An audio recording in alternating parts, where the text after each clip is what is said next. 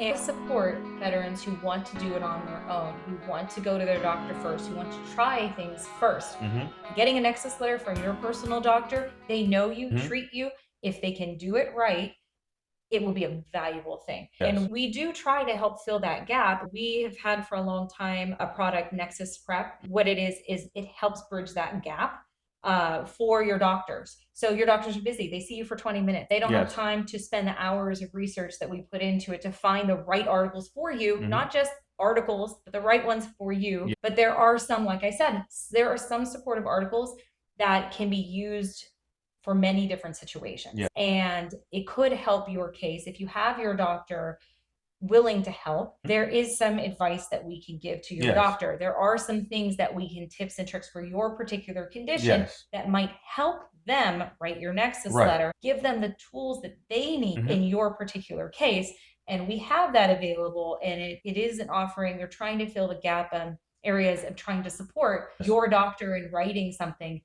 You may not need that, or you might just go to your doctor and do that. That's wonderful. I think that's a wonderful first option. I don't exist because I want to replace your doctor, or that I think all veterans should come to companies and do this and they should all have private evidence. And I think there's a time and a place, and it's a unique decision, individual to you, where this makes a difference or not. And so when you get advice, when you ask on these boards and you say, can anyone recommend a Nexus letter company for me? I think that's wonderful that people are willing to say, I found success with so-and-so. Fabulous. That may not work for you. Still investigate them. Still make sure that it's the right fit.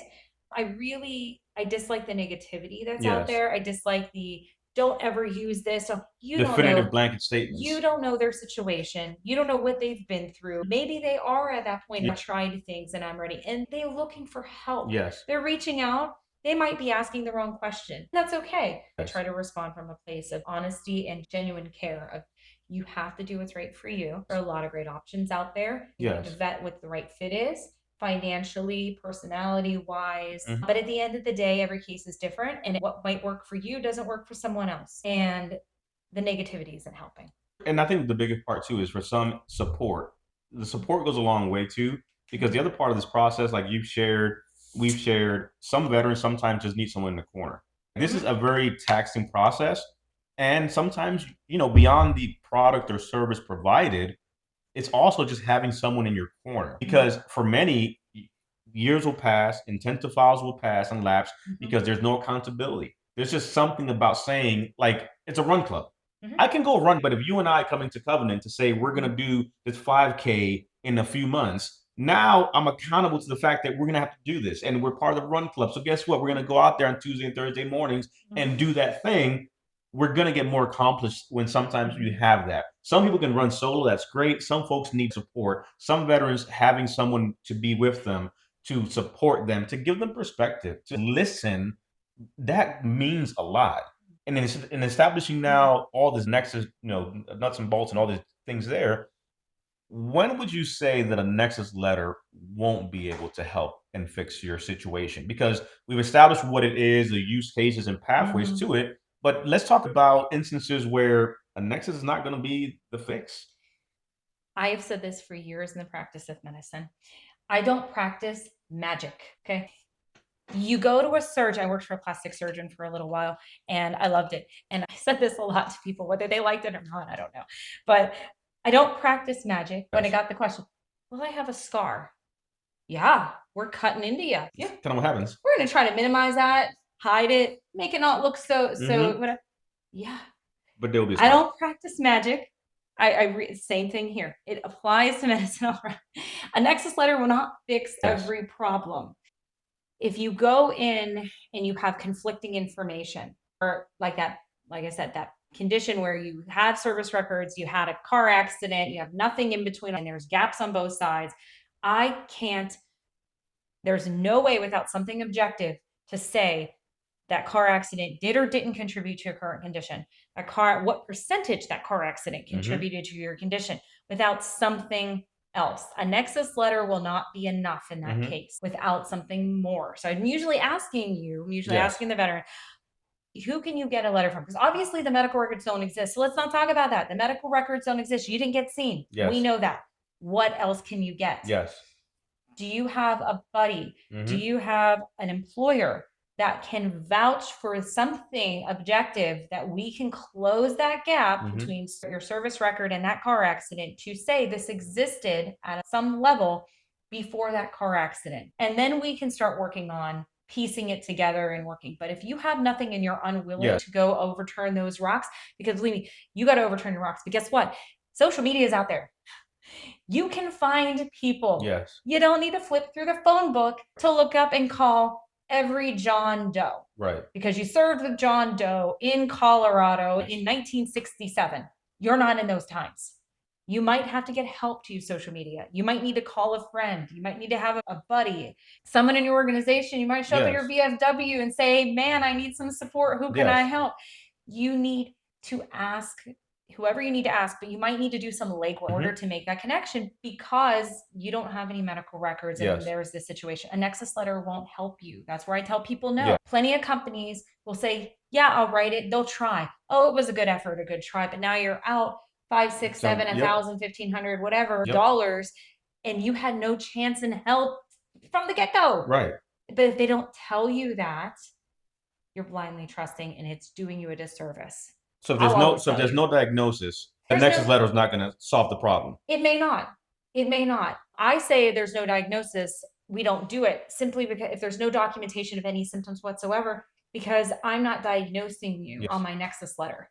So I can't write about something medically that you don't have a diagnosis. So I'm taking your word for it. So what does that look like? Because you brought up something really interesting. If I'm regurgitating your word and signing it, my credentials don't make that true. It's still the same. I can't mix that recipe into looking less like slop. Yeah. Chili mac. Mm-hmm. Can't make it taste any better on day 22. Right. If me doing it, me mixing it, me heating it up, it doesn't work. My husband will say the veggie omelet was the worst MREs ever. I mean, listen, there's nothing good about a veggie vegan MRE like that. No one wants that. He'll say that was the worst thing he's ever had. And I've never personally had that one because I'm like, I would rather not eat than to have it. Makes a point to get your Christmas list of vegan MRE. But I can't make it any better. You can put some hot sauce on it, but it still doesn't taste that much better. Cardboard thing. It's the same thing. You don't have a diagnosis. I'm regurgitating what you're saying. Veteran says this. That doesn't make my stamp of approval on a Nexus letter any stronger. So yeah, there are situations where a Nexus letter won't help. You show up to your C&P exam and you say something completely different and you get denied for that reason. Right.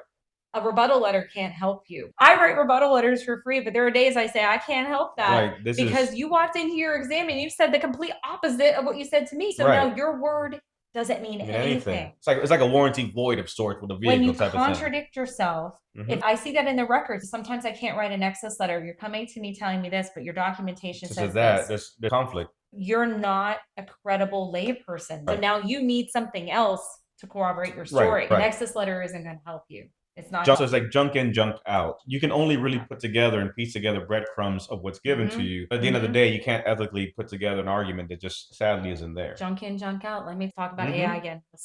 You craft this beautiful AI Nexus letter. It reads beautifully. You put in some basic prompts and, it put this out. And on the surface, it looks great. Yes. But then you show it to me because I've seen them. You send them to me. I look at them and I give you as much, I tell you why certain things aren't real. Some things are spot on. Other things aren't, but they sound so good. Yes. They look and sound good. It organizes it in such a beautiful way. It looks amazing. It looks professional. It sounds right. And it flows This is the magic one. It is, but then when you actually pull the layers back like an onion, you can see where it's not supported by the real literature. It's not supported, or it's half truth. Yes. It's supported, but for, again, that female or that kid or that person who fits into that perfect population of being covered in coal dust for 25 years. Yes. Not you who took a tour of took a tour of the mine. On vacation. Story. Correct. Versus you didn't get black lung from taking a tour of the mine. Right. I took a picture stood by some black no. That's what we see. And it doesn't mean one doesn't mean another. So yes, that argument could be correct, but not for you. You're right. Because your facts don't match that. So you didn't put in your facts. You Mhm. put in some of your facts, but you're not a medical provider, so you omitted things that you didn't know were actually important. Yes. Or you uploaded all your records. Let's say you're that guy. You uploaded all your medical records into Chat. Please don't do that. Right. And all your sensitive data is in there now. And you have these prompts because you saw Right. a news story of use these prompts. Right. These are the best prompts for this. And you're plugging in good prompts and you're Right. putting in your medical records and case law, it's spitting out. You're asking it to do all of this. But at the end of the day, Mhm. if you don't know what you're doing and you're putting in things that you think are right, maybe they're partial Yes. truths. It's dangerous because you're not putting in everything. It doesn't replace a person. Yes. They can't see some things. AI can't see around every corner, and it can't consider things it's not given. Yes. It can't analyze something in the same way a person does. There may be a key fact that AI is not paying attention to Yes. or not aware of. Yes. And that could be the make or break in your case. It could work for some people. Mhm. It probably has worked for some people, but it's not going to work for everybody. And like you said, junk in, junk out. Yeah. That could be a factor. And what you don't know, you don't know. So you're working from a place of unknown. You don't know medicine. You may not know all of the VA disability regulation. You're not a Yes. lawyer. You're not someone who is an expert in either of those fields. Yes. But you researched prompts and you tried to do this, you still might be missing something. And you don't know enough to be able to actually verify and corroborate that thing. It's a tool. And a tool, again, if you don't know how to use it, it's like a calculator, right? If you don't know how to use a scientific calculator, it has a lot of capabilities, but you don't understand the fundamentals of what you're asking it to do. And you can't double check, verify, or really look at the fact that this is completely off base. Or to your point, it didn't factor in something that you would have asked me. I prompted this, I gave it this, but you in turn say, okay, you gave me that information, but let me also verify these things. Because I know in experience that these are other things that I have to make sure may not negate what you're telling me. Experience and background and time in this space would give you that. The system won't do that thing. Circle back to foundation. So you do that, you get that claim approved, you win. You've got this great foundation where you think is a great foundation from your AI input in your Nexus letter and whatever else.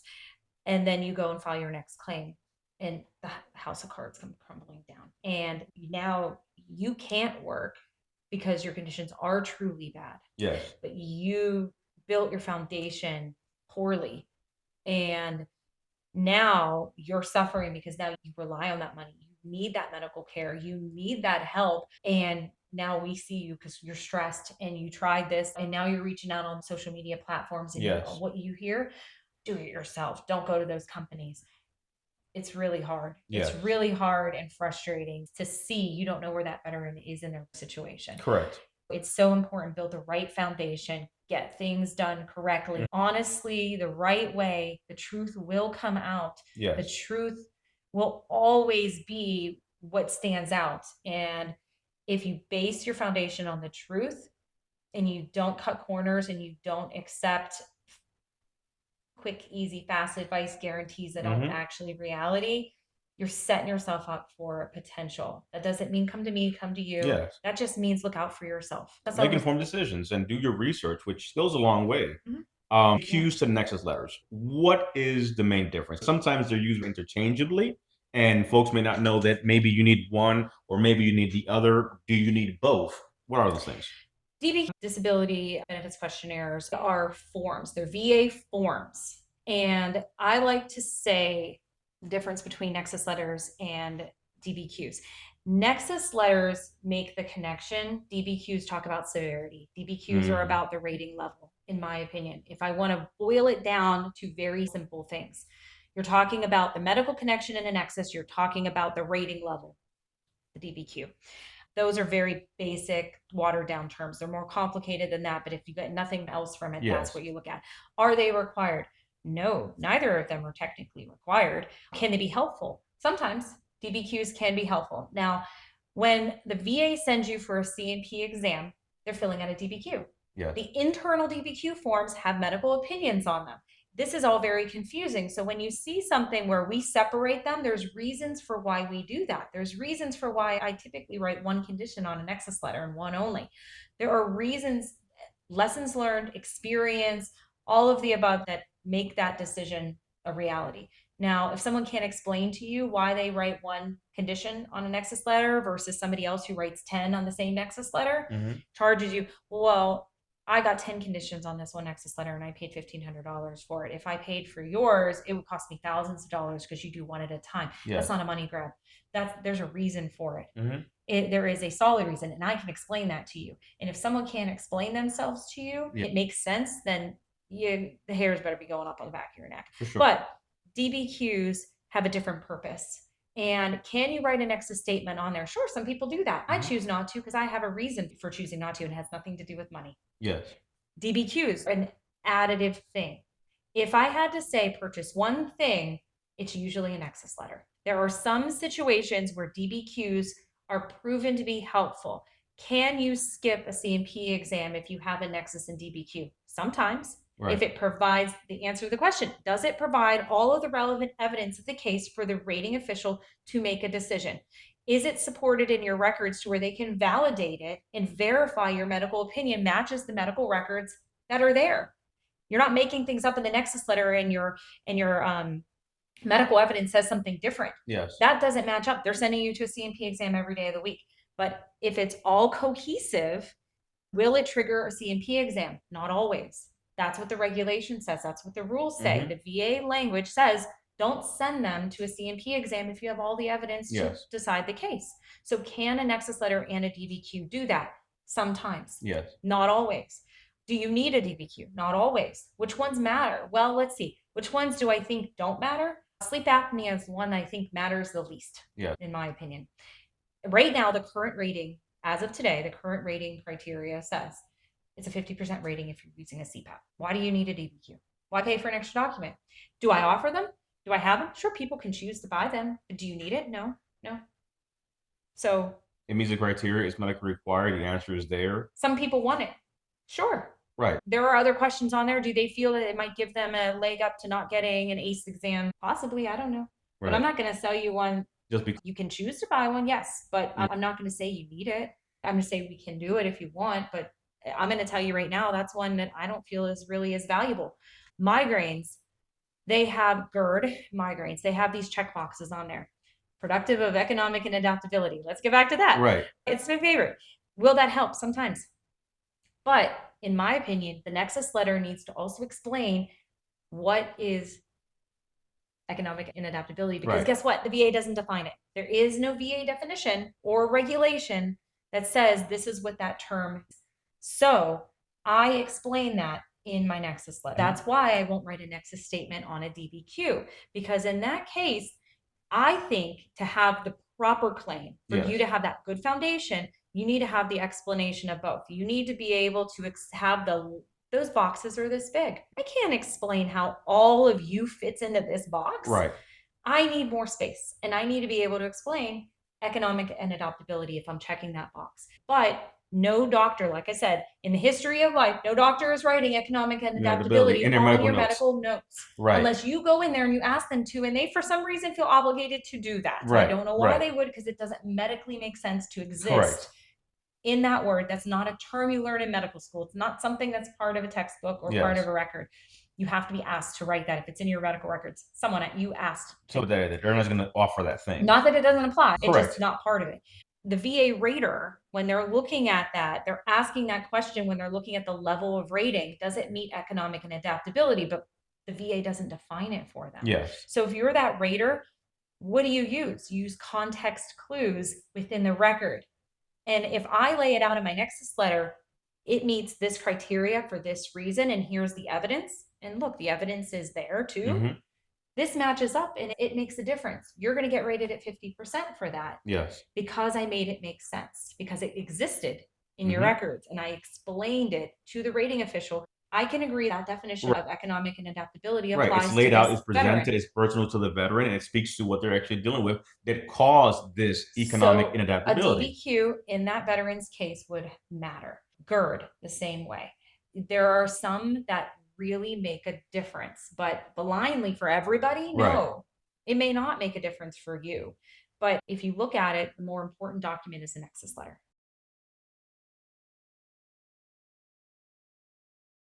Yes. And this is where I think, to your point, the assessment comes into play, the chart review, because I have to assess where you're at. Mhm. One of the things I always tell folks is when they ask questions online, it's usually, how do I do this? Or Mhm. how do I get to the next rating category? I'm stuck at 90. How do I get to 100? And the question is always going to be met with a question. I don't know.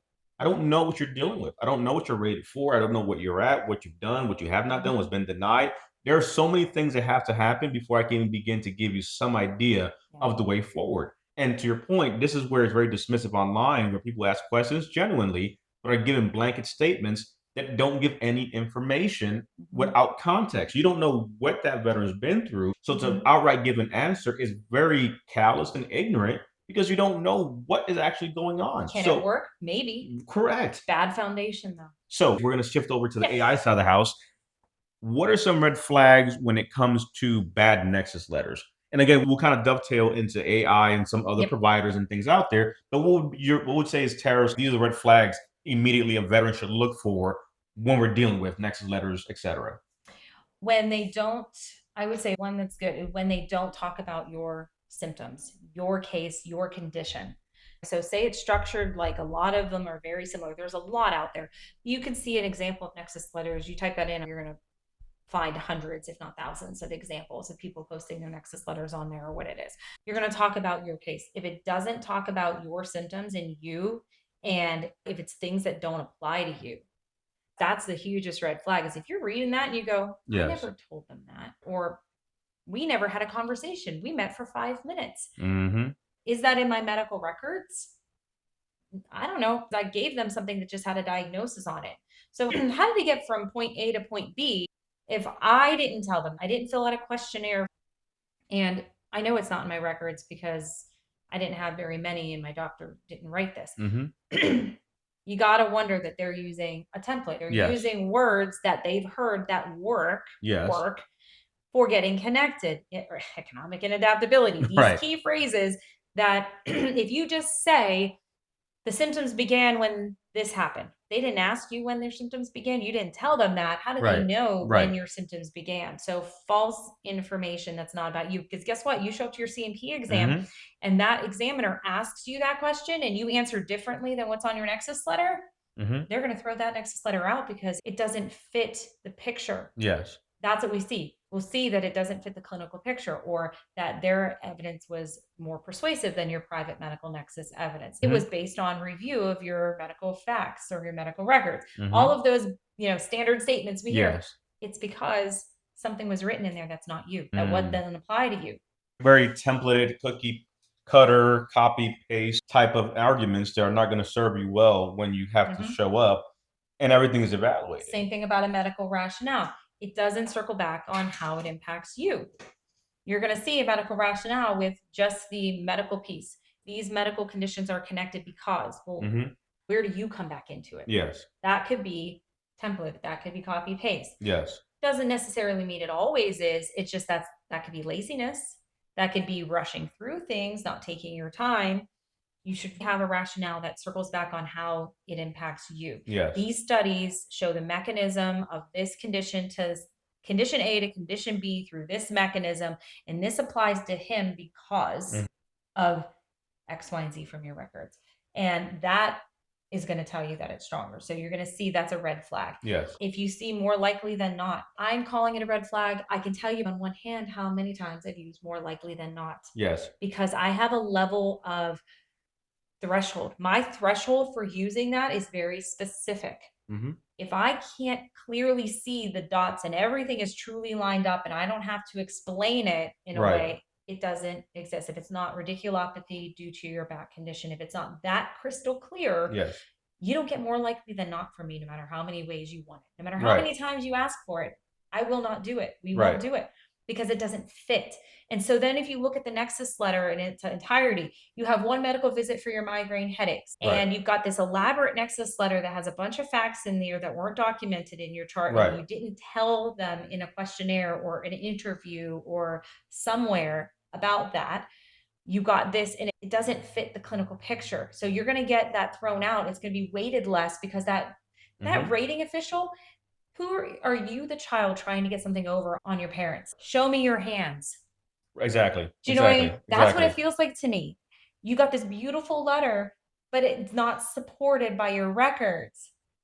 It's going to get thrown out or it's going to be weighted less. Yes. So it's a red flag. If you read it and you're not like, yes, that's me, that's a red flag. Yes. It can sound beautiful. Because it sounds beautiful, looks beautiful, does not necessarily mean it's going to solve the Because that problem. rating official is going to look at your evidence. What did you submit as your Right. medical evidence? And if it's not backed up by Correct. something, they're going to ask.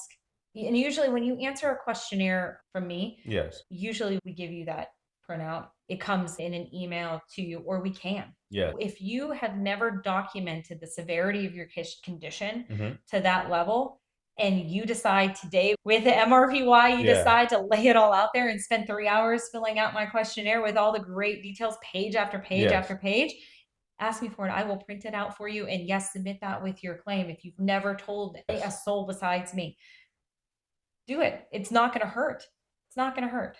So far, we've pretty much some red flags we've seen is templated one-size-fits-all solutions when there's no record review, which is not connecting. Yep. Again, I think people forget, and I explain a lot, that Nexus means connection. If they don't let you talk to your provider, there are companies out there who you have very little communication with your provider. You can't message them or reach out to them, and they're writing you a Nexus letter, that should be a red flag. It's a problem. So there's no record review there. Vague rationale, instances where there's over-promising language and a lot of legality, but not medical arguments. Sometimes I'm sure you've seen that where it starts to skew a lot to legal references and cases have been done, but you're not really laying out the medical argument. This is a medical argument document that's going to help to make a decision, but by you inserting legal language, legal cases as part of the reference, that's not helping make the argument medically. That's a whole nother part of the overall disability process. But again, things to look at of, hey, is this actually arguing the veteran's case, or is it just pulling those nice little words to go in there and try to do a thing? Which then takes us into AI, which is obviously the big elephant in the room. And we've been hitting on it.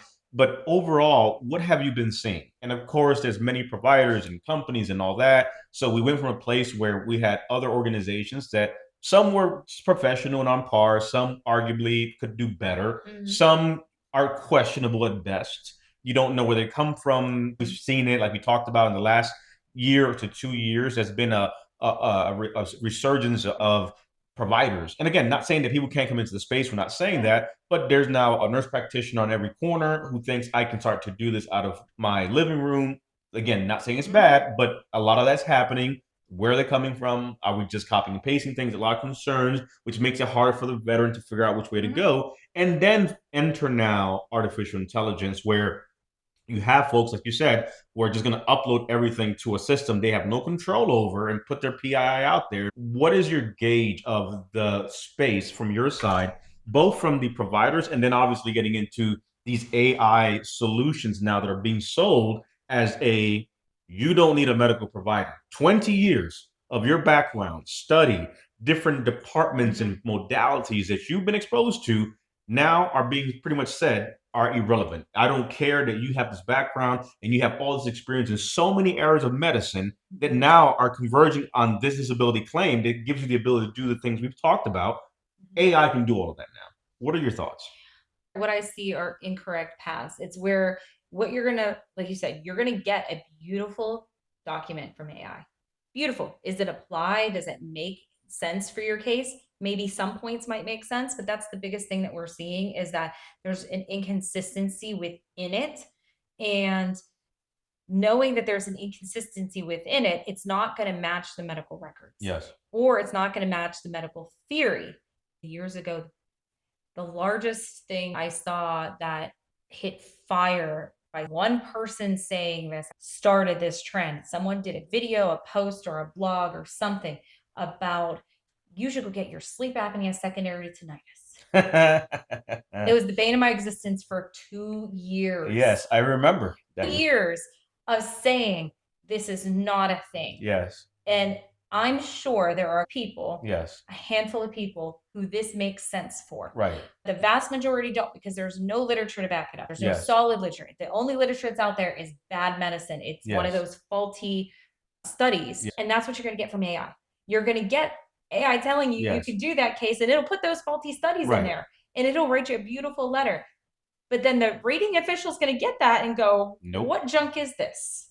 Because it's not supported. A CMP examiner is going to look at those studies, and because they're a person, they're going to take a look at that study and they're going to go, this doesn't make sense. And you also don't have any medical documentation to actually support that. So even if you were those select few where it actually applies, I don't see it. It's going to get denied. And then what I also see is there's a lot of threats from the VA. I don't know how true all of this is going to be. Time will tell. I can only go by what they're doing currently. This is with every fear. So there's been a fear for how many years now that they're changing the mental health criteria, the sleep apnea criteria. And tinnitus. How long have we heard this? 2022. And what year are we in now? 2026. Jeez. That many years it's been talked about, and there's been fear mongering every 6 months. I need to get my claim in now. I need to do this. And I need to get sleep apnea any way I can. Right now, because it's going away. Is it going to go away? Sure. Do they have proposed changes that make it really hard to get 50% for sleep apnea? Yeah. Is that going to come about at some point? Yeah, sure, probably. Yes. But it's been 4 years, and who knows when. I can only practice in what's now. And what's now is that AI is giving partial truth letters. Yes. And when you use a foundation of a partial truth, if it wins, you're building a bad foundation. Yes. If it doesn't win, you're setting a precedence with that claim to where you're throwing spaghetti at the wall. Yes.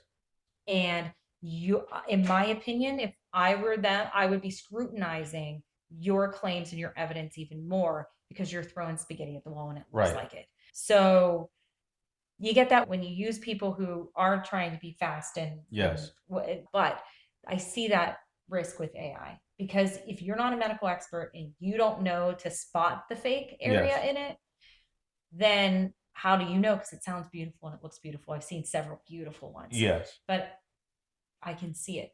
Sometimes it takes me a while to do all the research myself to really find all the research, but partial truths, bad input and output. Yes. And then just spaghetti at the wall, fatigue at your claim. You're throwing things out there, but you're watering down your claim. You're making yourself look less credible. Credibility matters, and I don't think people realize how much it matters. Your word matters, and I think it matters to the VA and to the rating official. Yes.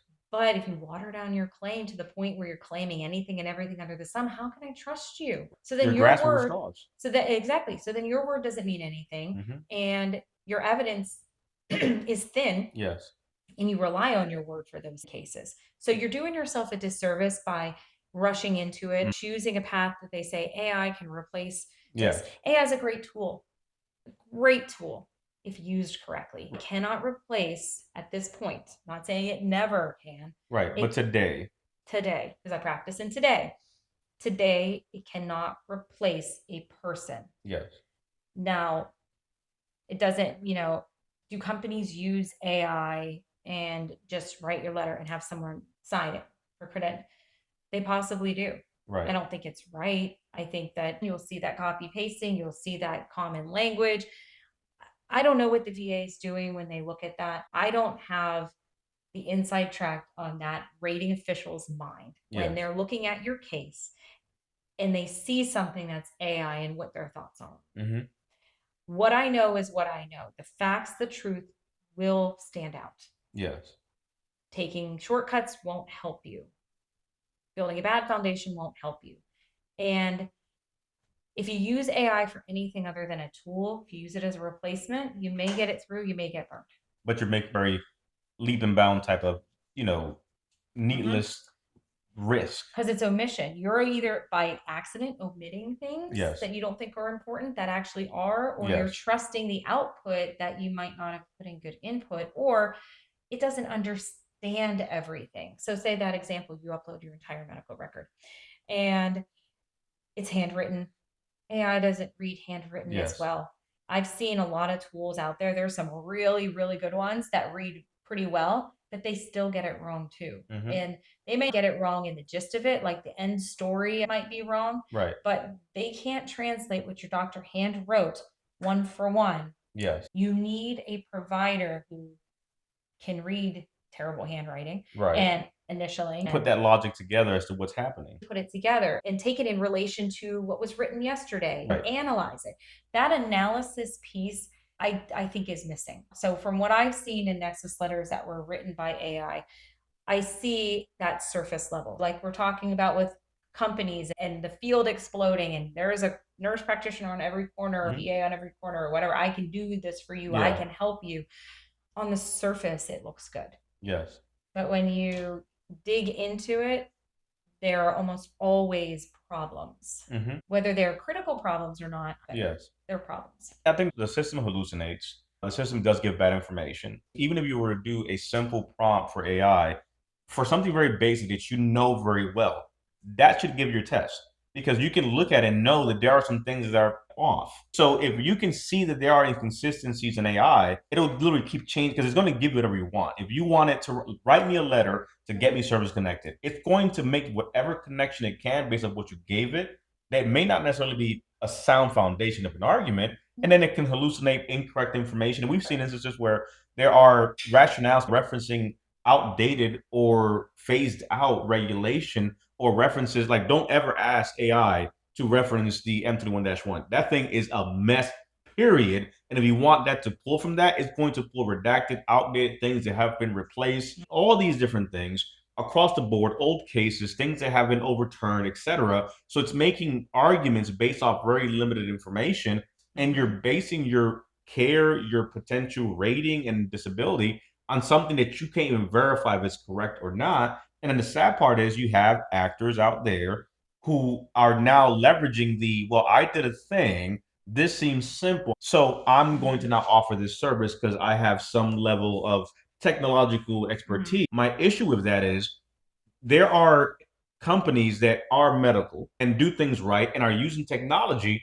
but it's not a upload your thing to OpenAI, to Gemini, or to this or that. It's more so there is a right way to do something. Like on your side of the house, you have systems, you are using technology, but it's also being done in a housed environment where things are secured and sandboxed, and your information isn't given to a third party that you don't even own. So there's so much ramifications. Whereas I love what you're doing, even embracing technology. There is a place for tools. And if you want to expand on that too, you're using tools right now that are leveraging technology, but you're doing it in a way that's medically sound and gives you the ability to put the human element touch. And the human element verifies, make sure what you're seeing is truth. Yes. So that's the question.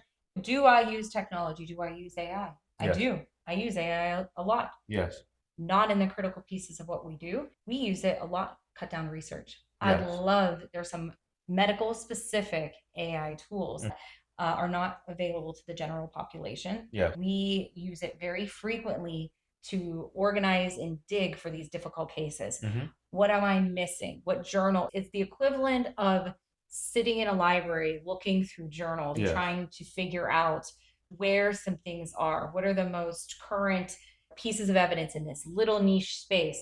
And it cuts down the time to find those. It doesn't replace a human who actually uses those and analyzes them, but it cuts down the finding of them. Yes. We can find sometimes obscure things in a fraction of the time. Yes. So what might take an extra couple of days could be cut down. Yes. Love that ability. Yes. I love the ability to find something that would have been hard for me to find. Or do you give up? So then you don't give up as quickly because you're able to leverage that time to really do a thorough review and look for things and find out who are the people in the space doing research in this area. What are they about? You ask the right questions because you have the time now. We also organize records. Yes. We do have a printout for your clients and also other clients, which is amazing, by the way. Who choose that. I love it. I think it's great. What does it do? It doesn't make things up. It organizes things. Yeah. I'm talking to you, veteran, who's out there with your cell phone, and you take 300 pages of your medical record instead of going to get it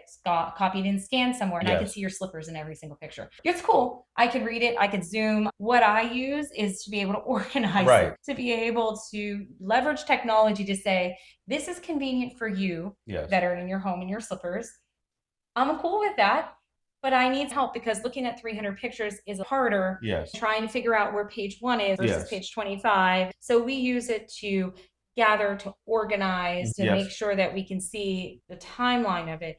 And yes, we do use some summarization pieces. Yes. But our providers are doing your review and verifying that this matches this. And we're looking, your source document matches this. Yes. I'm looking through and might pull all of the records that are related to one condition, using it to sort and organize. It doesn't make decisions. Yes. It doesn't copy and paste into your letter. It doesn't do any of those things. It is an organizational tool, and it provides you a summarization, a shortened 3-page narrative, one 3-page narrative of your history, of this is what your records find, and it's validated by a provider. Correct. They have done their review already. They know your case inside and out. Yes. And they validate that what's written there is the truth. And now you have this document now. It basically gives you all of your, because most people are not going to have everything tabulated and organized in a way that makes cohesive sense. It becomes a lot of, I just have all these records, I have 1,000 pages. I love that for you, but realistically, is this really capturing the fact of in what buckets do all these things fall? And I think that document that you are able to provide veterans coming through your services does that. And they can use that tool to go back to their provider, to be able to have conversations, to continue care, and really get a very holistic bird's eye view of all the things they're dealing with. And give the rating official that quick summary of your records. What is my tool? What do we do differently? What is important that I feel is important that others aren't doing? Because there are summarizations out there. There are people who will provide you a summary of your medical records. Yes. An AI summary of this. What are they not doing? I reference mine. Yes. Mine will pull you right to your exact page number of your document where that comes from. Yes. So if you want to talk about this car accident in 1975, it says it's from page 35 of your blue button report. It's where we got that information. Yeah. It is, I create something in the same format as what I would provide myself. Yes. And so if I leverage technology or tool, it is still in my format. What I think is important is that reference. I cite my source. Yes. I cite my source in my Nexus letters. I cite my source in your summary.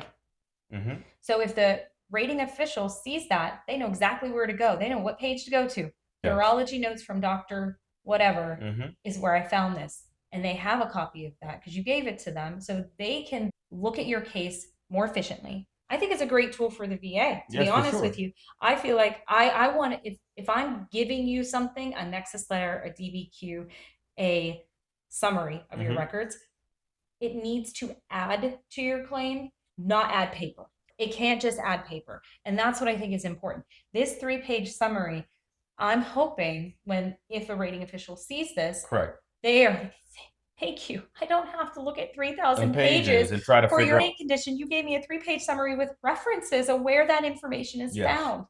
I can go there and validate this matches this, and it makes sense. And I can then decide your claim faster. Because you gave me the tools. You're making their job much more easier by literally serving it to them on our silver platter. That's the intent. I take things that when I enhance my services or I provide something, if I put myself in their place, if I'm that rating official, what do I want to see? Correct. I don't want to see, why do I do things the way I do? Why do I write one condition on an Nexus letter? This is for that same purpose. I want that to shine. Yeah. I want that rating official laser focused on that one claim. Yes. I want them to be able to say, here are the facts of this one case. Here's everything that I need, because I want them, they're thinking about that case at that moment.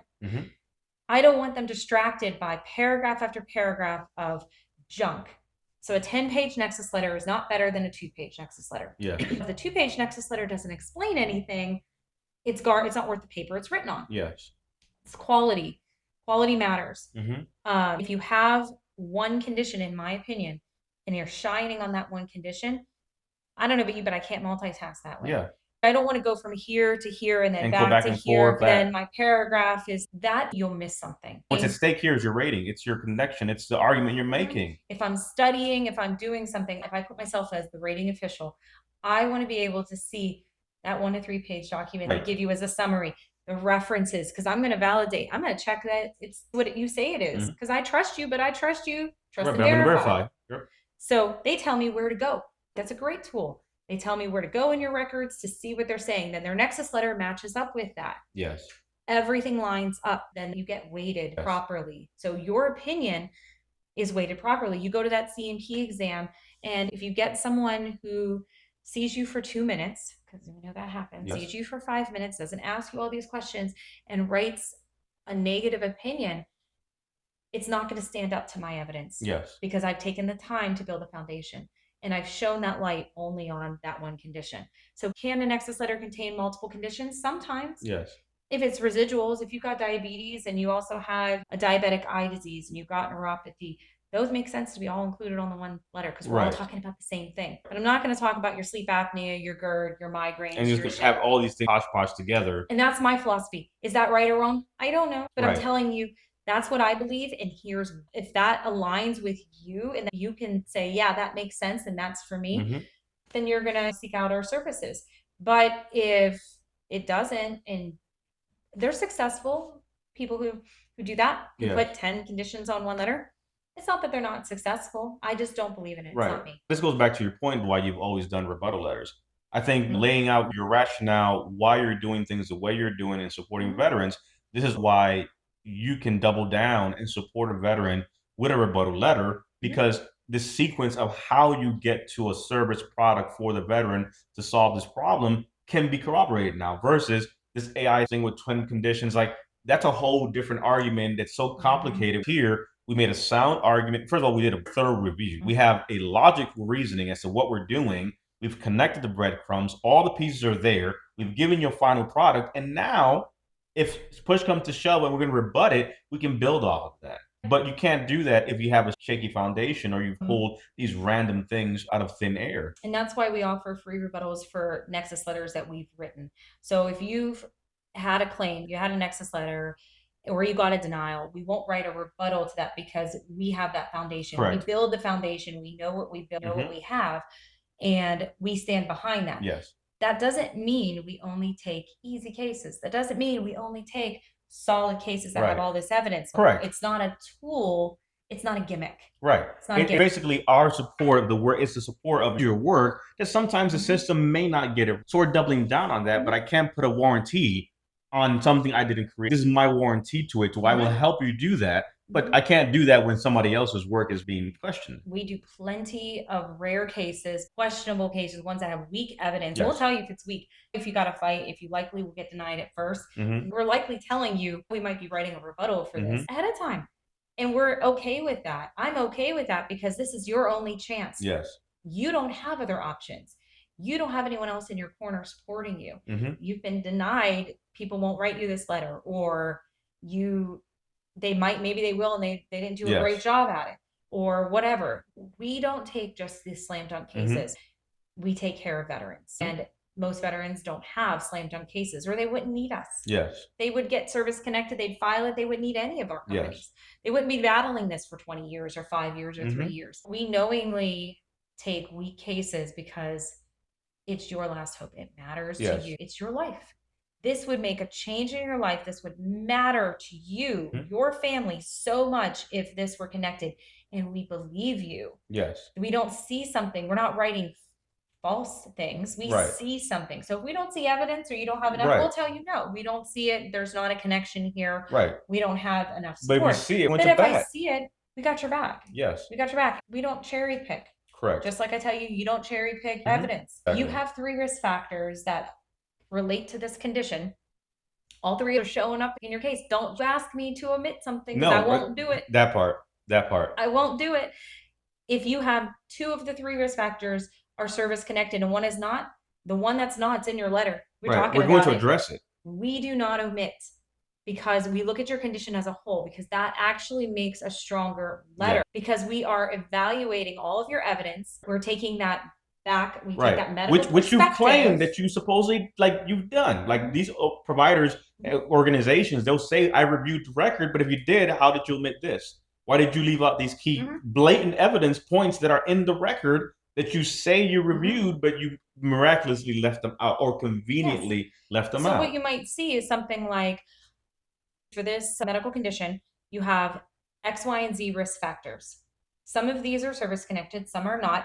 And it's my medical opinion that the service connected risk factors play more of a role in the worsening of this condition beyond whether we use those terms or not, because there are times that we won't use beyond the natural progression of the disease, because the natural progression of the disease may be to worsen. Yes.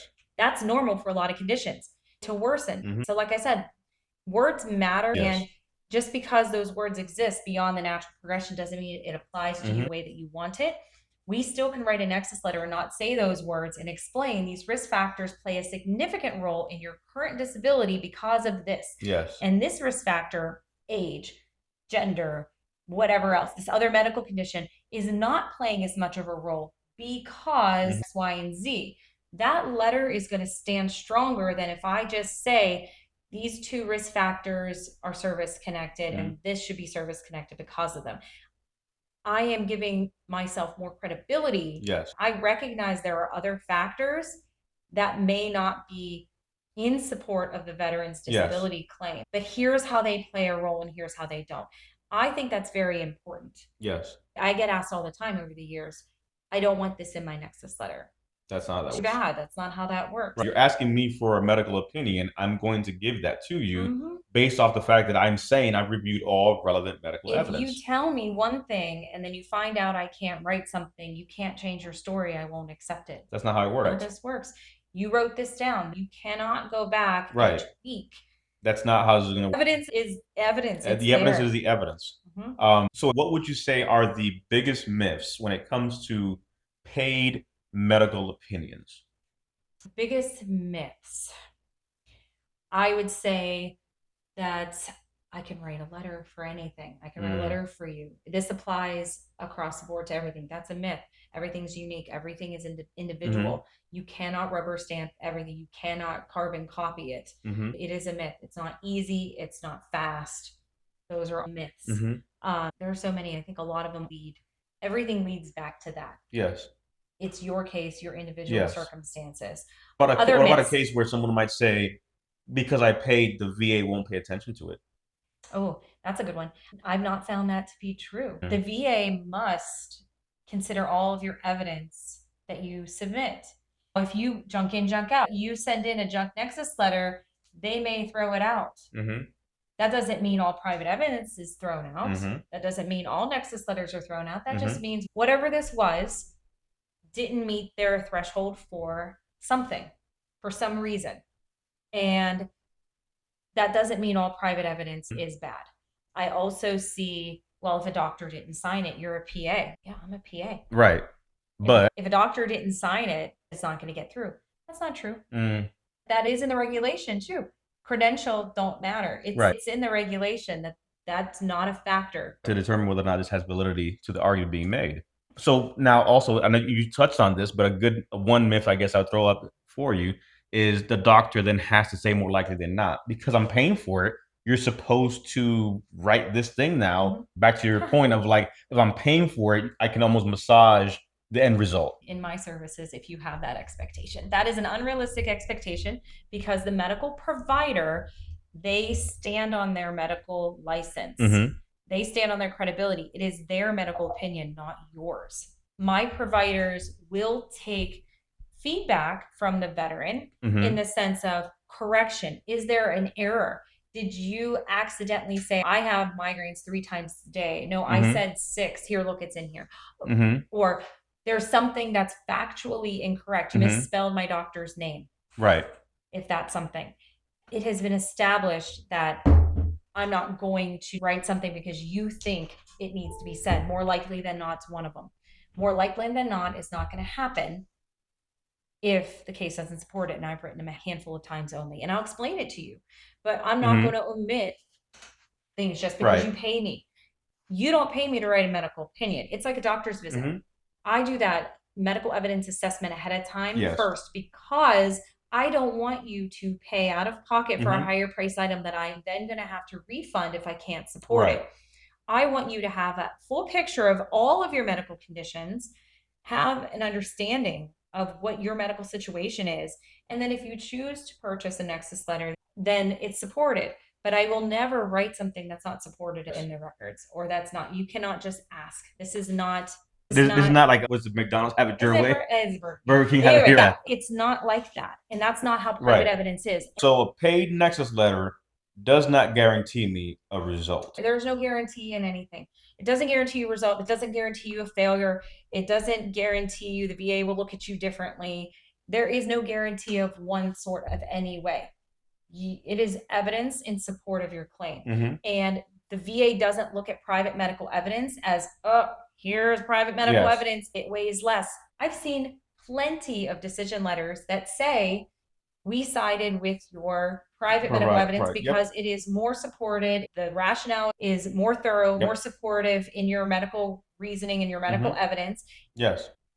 In line with what your evidence shows. But to that point, and we've seen that. We have had veterans we've sent over, and that has come back from the VA. But listen to what the rationale is saying. It's saying that we aligned with your independent medical opinion because it supports and makes a better argument connection. It's got a good foundation. For the record, that pretty much is what we're saying, where like you don't get that result unless the work is there, unless the evaluation, the rationale, the argument, the work, the investigative process is not done, because you're not going to side with it and say, you know what, while we call the CMP examiner, we find this to be more credible and more relevant to your case. But it means that once they reviewed everything, that work was indicative of being able to answer in that level, not just a cookie cutter paste thing. Now, look, I'm going to say something that's probably not going to be very popular, because people who like making money are making money and they don't want the truth out there. They don't want to hear this. Uh-oh. There are good and bad, like we talked, there are good and bad actors on both sides. Private medical evidence, people that are not good. There are VA examiners who are not doing the veteran justice. There are companies out there. The process is broken. Yes. If the process wasn't broken, we wouldn't exist. Correct. Everyone has recognized the process is broken. Congress has recognized the process is broken. What I see all too often is greed and money. And you have the VA contracting with large companies who then farm out to smaller organizations. They're not employees of them. Sometimes they are, maybe they're not. Either way, they're farming that out to a clinic, a provider, or whatever, who's seeing C&P exams every 20 minutes, who's not doing the veteran service by even reviewing the packet. They're given it, or sometimes they're not. They're given all the evidence. Maybe they're not. Maybe they're not looking at it. Maybe they don't care. There are bad actors everywhere. And the system is set up for them to flourish. The system is set up for them to hide behind walls because they're accredited with the VA. So therefore they lean on that. Just because they're accredited doesn't mean you shouldn't be doing your due diligence to look into what they're doing or what they're saying. You have somebody who's accredited who's sending you for a medical exam for a condition you don't have. I have that. Don't say that doesn't exist, because it does. Correct. And that's I've seen it, I've heard it, it exists. It exists, and it's because accreditation is not a blanket, you can do no wrong.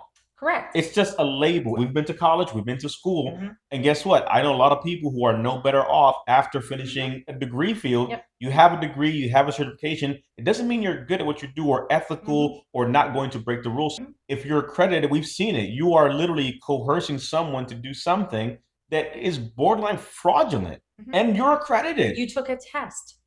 You're a good test taker. Doesn't mean you're doing the right thing better. Your motives and your actions are still not aligned with what should be good ethical work in this space. Greed.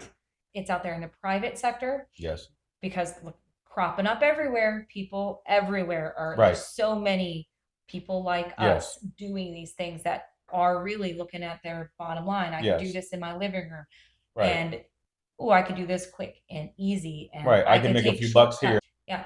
And there are good people in that space. There are good CMP examiners. I was watching a live on TikTok about almost a month ago, and they invited them on to the live, and it was a CMP examiner, and they talked about what they do, their process, their passion. I've heard them talk to rating officials, some of veteran. There are passionate people out there who do good, and there are a bunch of people who are just punching a clock. This is a job, and they aren't taking it seriously. They're not taking it like it's your life. It's real important to you. It is life or death. They don't take it that. They punch a clock. They're just a number. And it's unfortunate, but on a larger scale, you're going to get more of that with the contracted CMP Yes. examiners because they have to see they're seeing everybody. Yep. So volume is on their side. So volume of And it's a business, which is the part that, to me, to your point, for those that don't know, these CMP examiners are being paid to examine you. Yeah. These contracted companies are contracted. Isn't that funny? Wait, you get paid? What? I get paid. I get paid. And this concept that it's a free process is misconstrued to the veteran because, yes, we're not ignoring that this is a needlessly overcomplicated, broken process. That what we're saying here is, look, we have solutions to a broken process. That's what's really happening here.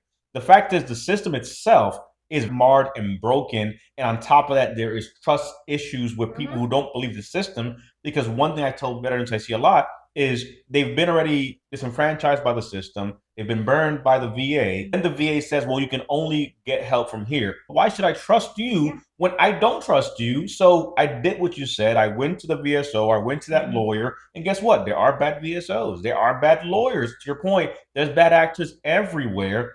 And a veteran makes an informed decision to go where they feel heard, seen, supported, helped, etc. Not like they're just a number that matters.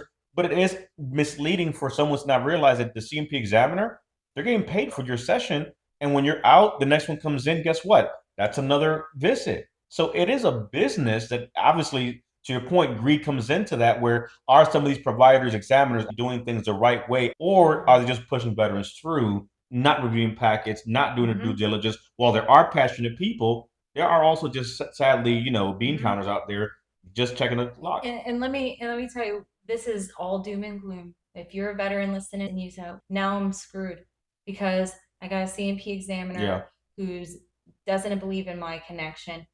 My doctor won't write me something. My VA doctor says it's illegal, which is not for them to write something. Where do I go? Now I'm stuck choosing between paying my mortgage and paying for a private company to do this. Now I don't even know if they're good people. Right. It's not all doom and gloom. Do your homework. Yes. Be realistic about your claim. Yes.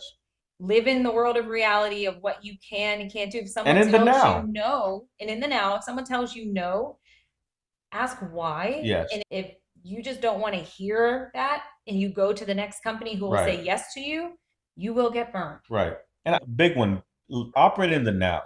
Not about tomorrow, something may go away or this may happen tomorrow. You practice in the now. You provide services in the now.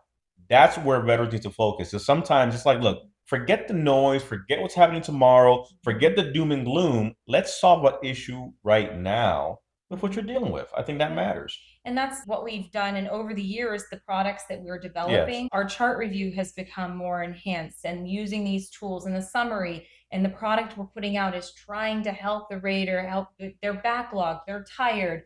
They're reviewing 3,000 pages of your record. That's exhausting, and they might miss something. We're putting things into the world to enhance your claim. And that's what I look at. When you talk about a Nexus letter, what does that do? It can enhance your claim to shine that light on that condition, on those facts, on that medical reasoning for why these things are connected. If it's not written clear as black and white in there, it helps the VA. That's what we're putting into the space. I pledge to put that positive energy into the space, that time, that effort, and that work is to enhance your claim. It's not, here, do this and you're going to win. None of that is part and ever has been part of our message. And so I want to touch briefly on our future. Yes. And in saying that, what I see in the space in the last 2 years, AI, all of these people cropping up. How does a veteran know where to turn, where to trust? There are ways to do this, but then there's also bad actors who are also putting these things. I'm a veteran-owned organization. That shouldn't be the cornerstone of your entire business. There has to be more, and they should be able to explain that to you. They should be able to have that information for you to understand that. But our future endeavors. So what I found missing in the space in the last 2 years with this massive growth and people saying, well, don't waste your money on Nexus letters, private evidence, where do I go? People saying, I need to decide between my house payment or my kids, whatever, and then I lose. It's not guaranteed, and I lose. That's a decision. Now I'm more set back than I was before. And you're telling me there's no guarantees? No, there's no guarantees, but you have to make these choices. They're serious choices for yourself. we decided our future plan, and what we're bringing is a nonprofit in a space that I haven't seen anything. So we have developed a nonprofit called PATH. It stands for Providing Access to Health. It's pathveterans.org. And we are starting out, and we are working to reach out to companies for support and like-minded individuals who want to support veterans to help with some of these burdens. Currently, we're running a wait list when it comes to the support side, because like I said, we're just starting. Yes. So what comes first? Funding comes first. So what we'd like to do is offer relief to veterans who are in this space. We'd like to offer financial relief, resources, education. You have a wonderful class on CNP prep. It's not cutting corners. Right. It's giving you the tools that you need, because they're not your doctor at the CNP exam. You may only have 2 minutes to get across your point. There are things that could be helpful to learn, but it costs money. So we help with the financial barriers of paying for medical evidence and private medical opinions, mental health exams, courses like yours, education resources. And we're also going to be growing to connect with other organizations that help veterans, because what I see in this space is that no one looks at a veteran in their entirety. They found you a job. They found you transitional housing, but how do you take it to the next step? How do you have that financial security? How do you actually help yourself if you're backed up in a corner and you're like, I'm right now living with family and friends because I can't afford a house of my own, and now I'm paying out of pocket for a Nexus Letter. I'm trying to do the right things. I'm going to my doctor's appointments, but my doctors are at the VA, and I don't feel as supported, and I can't get into a specialist. I might need that. You are backed up against a corner. I've been hearing you for years, and now all these companies are cropping up, and I may not win, and I don't know who's legitimate. Who's telling me they're going to take my money for this case, but it's not a valid case. It's not even something that I should be claiming right now, but they're not telling me. They're just taking my money. So we created that in place of that need. So I hope over the next year that we really are able to get a lot of like-minded partners who really want to help veterans, because this is a space veterans need help. The system's broken. CNP exams are broken. The process at the VA is broken. It's getting fixed, getting better every day, but we need to work together with the VA, with private partners. There's space for everybody here, and there are bad actors for all over. We got to stop fighting with each other. We have to start putting the veteran first. And that's what I like to do. I like to put the veteran first, what they need. And what I hear is that this is a need, and some people need this. Some people need private evidence, and some people can't afford it. Some people feel stuck. Some people need education. They want to help their claim. They want to understand their And the fact that the barrier between them literally having a life-changing, again, in our space for disabilities, access to resources. Again, you've tried all the things, medical, health, resources, training, evidence, whatever that may be. You're in a situation where, sadly, the worst thing is when you know what your problem is, you know what the solution is, but you can't get to that solution for many reasons of life. We have veterans that are dealing with homelessness. We have veterans that are in very dire financial straits. You have veterans that have to make a decision between, do I literally pay to keep the lights on, feed my kids, or get this letter that can take my benefits from here to there? Because it's not just go from 90 to 100. It's that for someone, that also means the difference between at 100, for example, I have Champ VA. I have care for my kids that I don't have care for now. I don't have insurance. It's so much that's behind this solution right now, and having access to that, to your point, there's so many resources, but no one sequences that together. So it's like silos of different things. I love what you're doing with PAP, that vision, and us partnering and helping and saying, hey, there is an option for someone out there that doesn't have to feel like, yes, I know that this could help me, but I just cannot. I'm standing on this side of the river and I can see it, but I can't. I'm willing to do it, but I can't get there. I've seen it, and over the years, we've done cases. I've done letters for free. I've done things. I've heard so many stories of people, and it pulls at my heartstrings of that. And just then I see this explosion, and it makes me sad. It's like, I would love, yes, do I love that there are a lot of people in this space trying to help veterans? For sure. Yes, I do. it hurts my heart that there are so many people who see it as a money grab. You can see it at face value. I'm sorry, but Mhm. I have a problem where the problem here is to solve a disability problem.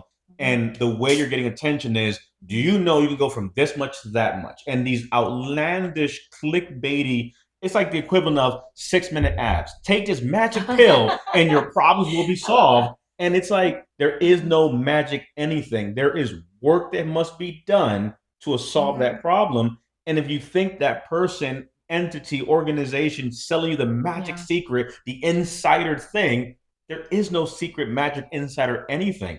It's an argument being made to solve a problem, to make a connection, so the system can say, I've reviewed all the evidence and we're going to grant service connection and now give on to you this compensation, access to resource, healthcare benefits, etc. That's going to potentially save your life and give you access to things.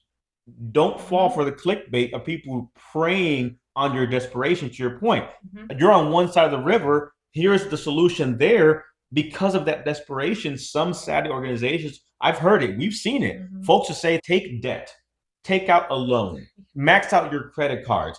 I've heard it firsthand. I've heard the person say it, give blood, go to the blood bank.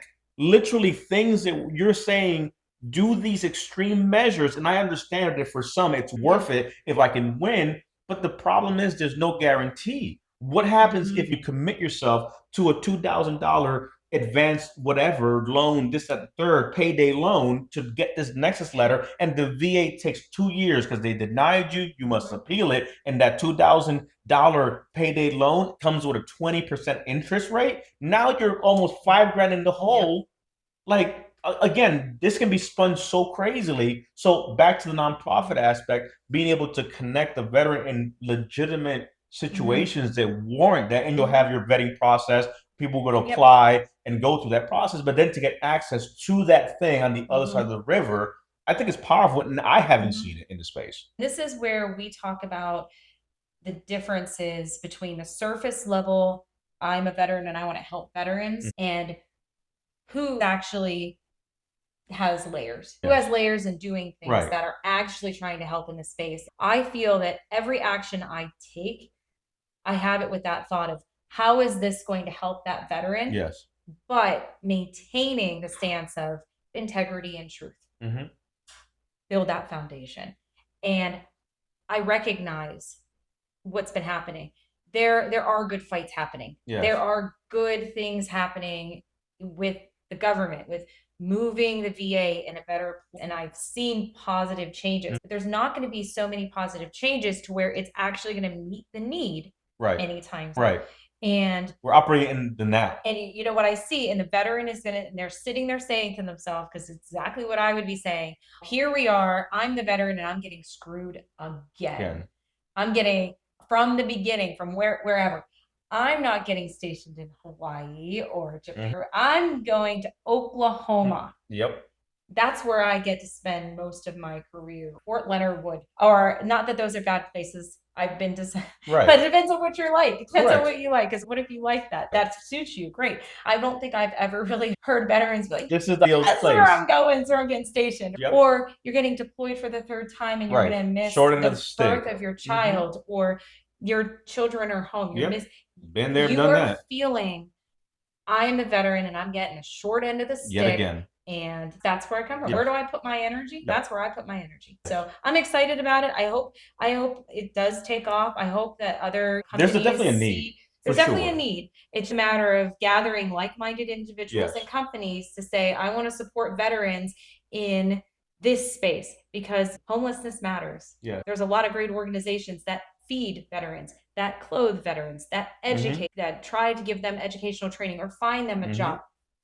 But they're silos. At the end of the day, what I see personally, VA disability makes a difference in their life for the long run, and it's that enhancement that helps them with that tool. It helps them with that housing, with that food. It gives that extra level of security to dig themselves out of a problem.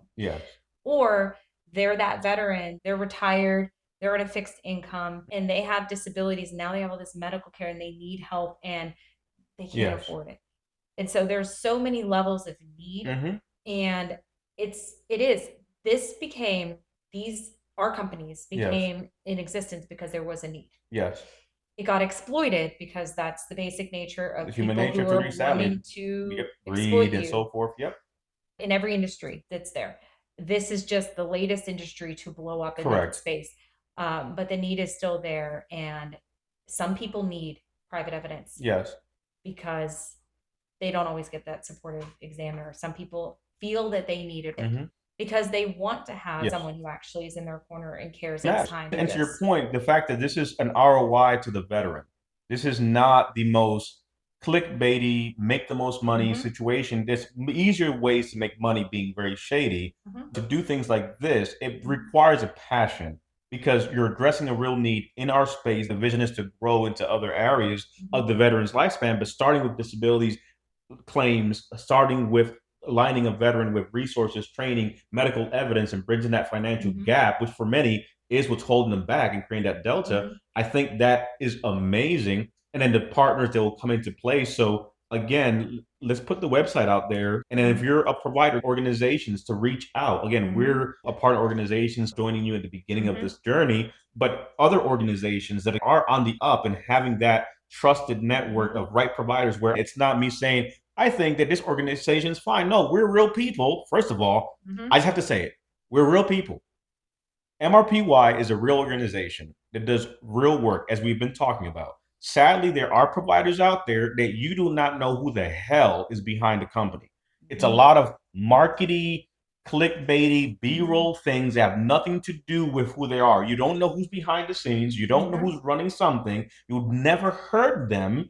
And again, like the hairs in the back of your neck just stand up of why am I seeing this company selling a product, but I've never seen them, or all I see is this AI generated B-roll character graphic type of thing that really just has flashy things to get my attention, but no one is explaining and having these kind of conversations. No, real people solving real problems who really care about the space because it's not just we're veterans helping veterans. Sadly, that's been bastardized. But now enter this nonprofit, this endeavor, which I think matters. So if your organization reaching out for sure to provide and see how you can align to help, because that is a gap and we've seen it. We've done pro bono work, but it has to be a better way to structure and funnel service for them, because obviously it can't just be a we've done pro bono work, so that's a good deed behind the work. No, there's a better mechanism. I think that meets that. But then also organizations or companies who want to donate and are always looked at, hey, how can I get behind this?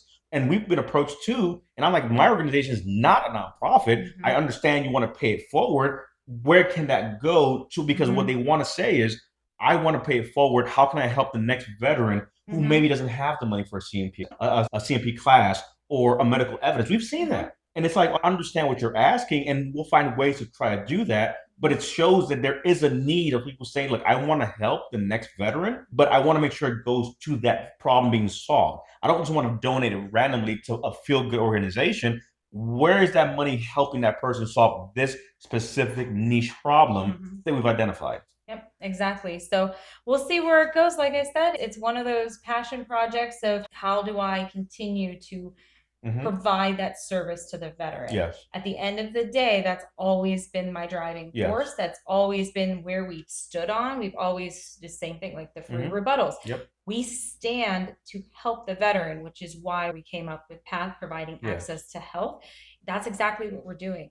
We are providing access to something that a veteran needs in order to overcome some of these challenges in this space. That disability benefit is so important to the veteran's life.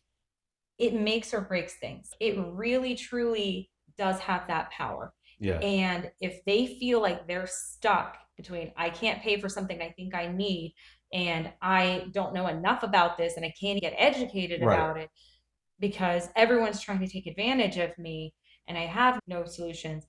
I really am trying to create that space of here's where you can go to see credible organizations. We will not do, I do not like to do business with someone who's not like-minded.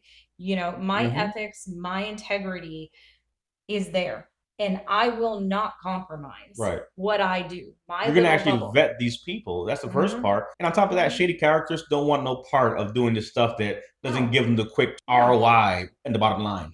Yeah. Because what we offer is real help.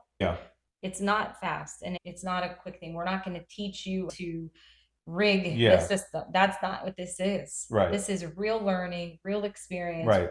real hard work. Tools and resources to solve a real problem. That's the part that shines. You are a real veteran with a real problem, with real obstacles. When we're talking path specifically, you have real obstacles in life. Life has handed you a shitty situation. Things are happening and you just need an at bat. You just need a little help. And it may be that thing that gets the ball rolling to get you off of where you're at. You need that win in the sense of like, I just need positivity, and having an organization that can help deliver real help, produces real results with real evidence, it's credible, that looks at your situation holistically. That's not a quick turn, secret magic insider. No, this is the word, right? Path. What's a pathway? It's not a shortcut. It is a pathway to something, a journey to get somewhere. And someone's going to take that journey with you. I think that should shine for someone out there who's been trying to solve this problem for a long time. I want to go to a place where you're not just going to give me a quick hack, but you're going to help me get access to something to go down this pathway. I love that. I am all in, and which is part of why, you know, as soon as you told me about it, I was in. How can we support? And we'll create things very unique for that to meet veterans where they're at. And that's why we've always gotten along. We're on the same wavelength of, at the end of the day, our ROI is something more than money. Yes. It is always about more. And you can see that when you actually peel back the layers of an organization. You do your homework, you do your research, look into it. And it's something that really will stand the test of time. I believe. So when we have all the other people in this space, they'll come and go. And we've seen it. We've seen the pop-up shops will remain. But in closing, what I would say is the biggest thing is, one, time has passed since we've had some conversations. We've been at this for many years. We've known each other for many years. It's great to create content and come back, but I think also for people to see, like, there are real people behind the scenes. And I think being able to take a deep dive like this and explain it like this, again, it's great. We're doing social media. We'll do the short form. We'll do the cuts and all that stuff. But to sit down and actually have a conversation of substance for this space is sadly something you just don't see out there, because many don't have the background to do it. It's just the surface level. Well, here's veterans, a thing that's flashy. Okay, well, explain to me why that would be a thing. Why would that work? Why not? Give me an actual thought process that you're not parroting or copying, because you start to hear these videos, they all sound the same. All these videos, as you scroll, it's the same. Hey, veteran, are you stuck in this situation? Well, guess what? I have a solution for you. And it's like, okay, it sounds nice, but what's the result that comes of that? And you'll see them come over the years. But I think longevity matters. I think substance matters. I think that there are real veterans with real problems, facing real issues with real milestones. And on our side, we're providing real solutions to meet veterans where they're at. On your side, you're providing real solutions to meet veterans where they're at. Together, we're doing the same things. Through PATH, I think you'll be able to do this on a whole different level. But I think that's what the space needs. That's what veterans need. If you're a veteran out there looking for real solutions, this is what it sounds like. Sometimes it's not very clickbaity and it's not very attention grabby, but you have a very real situation you're dealing with, and you want real people to be behind you to try to solve that problem. Yep. If that's you, you are our people. If you are, I'm going to throw spaghetti at the wall and be fast, and I want someone to say yes to me, there's a bunch of other people. You can look somebody else up. They're right up your alley. I guarantee that. You're never going to get that from us. Never going to get that from me. And that's okay. If that's what you want. I'm not going to knock it. Make informed decisions, do your research, but at least you know what you're going to get on this side of the house. So I'm glad that we can have this conversation, expand on things for sure. Yeah, that's amazing. That is the cat's pajamas. Yeah.